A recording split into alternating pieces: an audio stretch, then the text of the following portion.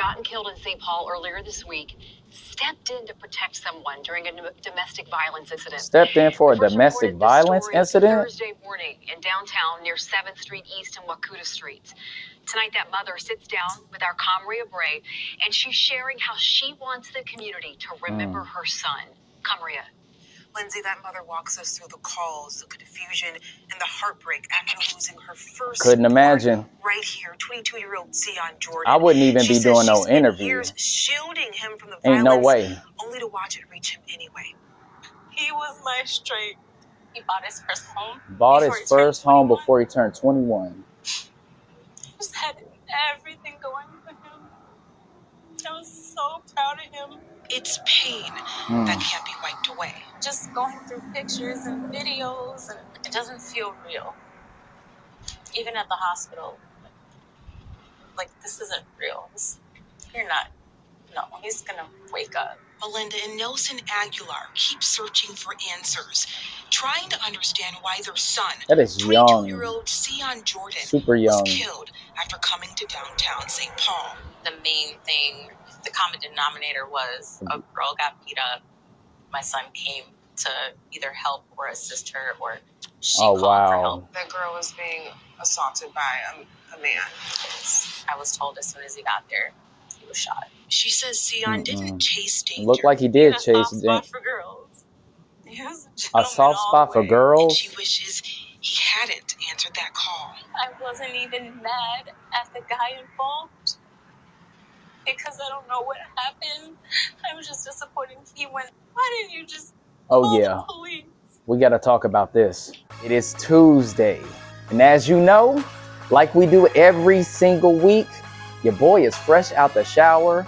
I got a clean shave, fresh taper, smelling like Versace, Versace, Versace. You see these teeth whitened, you know? Yes, we use the good toothpaste over here. We don't go cheap. Shout out to my lady, man. She's amazing. She always is setting me up for success.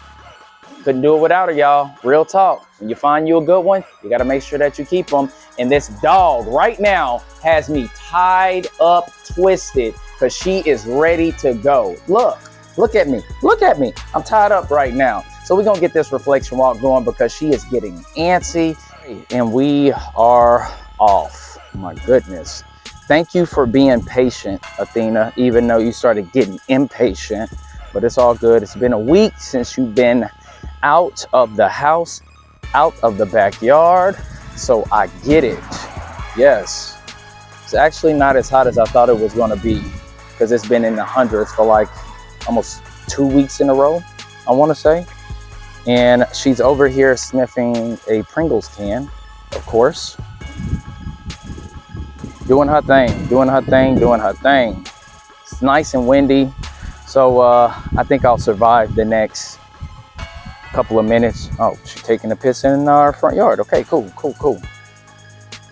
And now it is officially time to get this reflection walk going.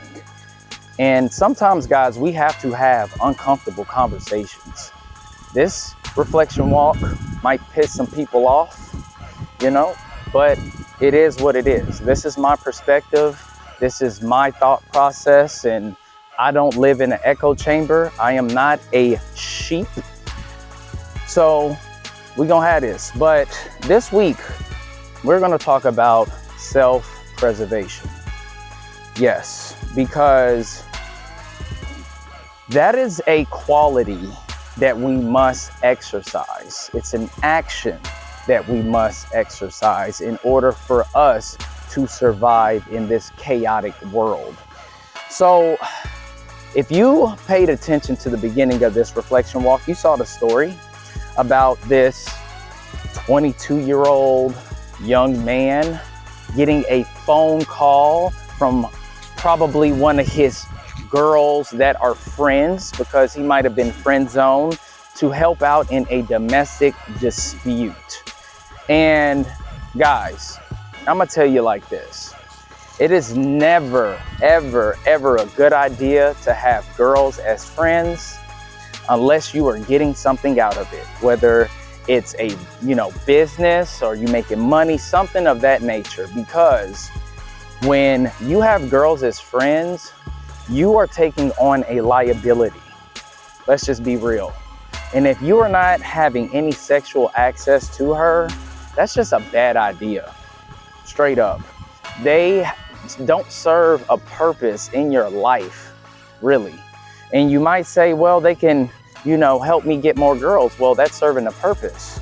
But as far as a friend is concerned, you might as well get a guy that's a friend, because at least you don't have to worry about having to protect them, and if you get a call, because they need your help or something of that nature, at least they can reciprocate that same value for you.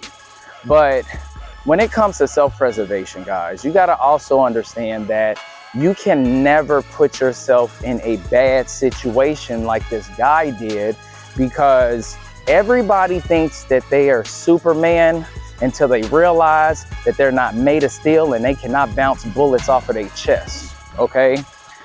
Some people, you're just going to have to allow them to be accountable for their actions, guys.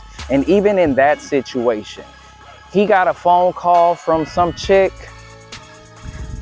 when she should have been calling the police instead of him, okay? That's what I gather from this situation. And if I got it wrong, okay, cool. Let's just say he didn't know this girl. He went downtown and he witnessed this dude beating up on this girl, right? Well, instead of involving yourself in a physical way, having a confrontation with this person, because that guy don't know who you are. And let's just say if he ran up on him, started punching him, well, then that's a self-defense claim, okay? Because he don't know. You hollered off and put your hands on him, and he hollered off and shot you. That's self-defense at that point, right? That's why the mom was like, I'm not even mad at the guy. Why? Because she knows her son should not have involved herself or himself in that situation. No good. Bad idea. And one of the things that I teach my son is also never ever put yourself in a bad situation because of somebody else. This is why, guys, we have to teach our young men, our boys, not to pedestalize women. No, never, ever, ever do that. Because when you have a quote unquote soft spot for women, what ends up happening? You lose your rationale, you lose your logic, and you end up putting yourself in a situation like him, like Sion. I think that was his name. And now look, his mom is over here crying. She got to bury her young son, and we are supposed to bury our parents. We're not supposed to bury our children. But at the end of the day, you got to look at the parenting aspect too. Did you teach your son? Like, listen, you have to make sure that you exercise self-preservation, because some things ain't worth your life. Some things are not worth jeopardizing your freedom. And I'm pretty sure he was taught, happy wife, happy life. You got to do this for girls. You got to treat them like this. But he wasn't taught, hey, never ever put yourself in a situation that you can't get out of. Okay, if it don't have anything to do with you, you got to make sure that you walk away from certain situations. Now, that's not to say that we're not supposed to protect women. Yeah, we are. Because if I was in his shoes and I saw a dude beating up on a girl, I'm calling the police, but I'm definitely not going to involve myself in that situation, because number one, I don't know who you are. You're not my mama, you're not my cousin, you're not my sister, you're not my lady, you're nobody to me. So I'm not going to jeopardize me getting put 6 feet deep and having the people who love and care about me crying and mourning because I made a bad decision. That's doing them a disservice, okay? So guys, understand that even though it might not be politically correct, it might not be the social norm, you got to look out for you at the end of the day. I'm never going to jail or risk in my life for nobody that's not willing to do it for me. And that is what it is, okay? I have too much to live for. I have a child, okay, that needs me in his life because I'm the only one who's raising him. So I would never jeopardize my life or my freedom to be a good Samaritan to somebody. It's not happening. I'm never going to do that. You can call it unchristlike. You can call it whatever you want, because at the end of the day, what's Christ-like is me raising my seed and making sure that I'm around for him, and I'm not just out here being reckless with my life or with my freedom. That's why self-preservation is very important. I have to preserve myself in order for me to be there for the people who love and care about me and who depend on me. Okay, so you might say, hey, that's just being selfish. I don't care. I'm still living, I'm still breathing because of it. Because if I was like everybody else and I'm sticking my neck out on the line for women who basically want me to be their personal shield, their personal police, their security guard, just for them to end up getting back with the dude that was probably beating their ass, mistreating them, disrespecting them, that's dumb. Why would you do that?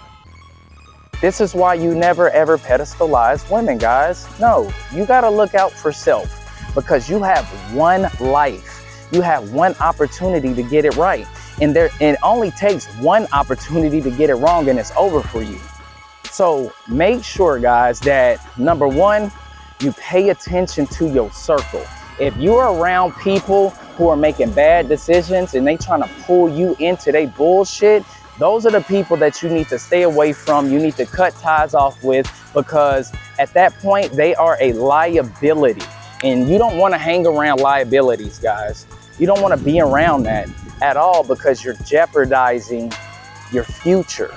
Everything that you worked hard for, like this young man, he had a promising future. He had a house. He didn't even have the opportunity to have children yet, and his life is gone. We have lessons that we have access to that we should be learning from, okay? So we don't make those same mistakes. Nobody wants to bury their child. I know I don't want to. And this story hit very close to home for me because I got a 12-year-old boy. So yes, I'm gonna pay attention to stories like this and give my commentary because it's necessary. We cannot do the same things that other people do and think that there is gonna be a different type of outcome. These are life lessons that we all need to keep in mind and make sure that we change the way that we do things so we don't get the same outcomes, all right? Well, hope you guys enjoyed the video. I got to get my son to the gym. Don't forget to like and subscribe, and I'm out. Peace.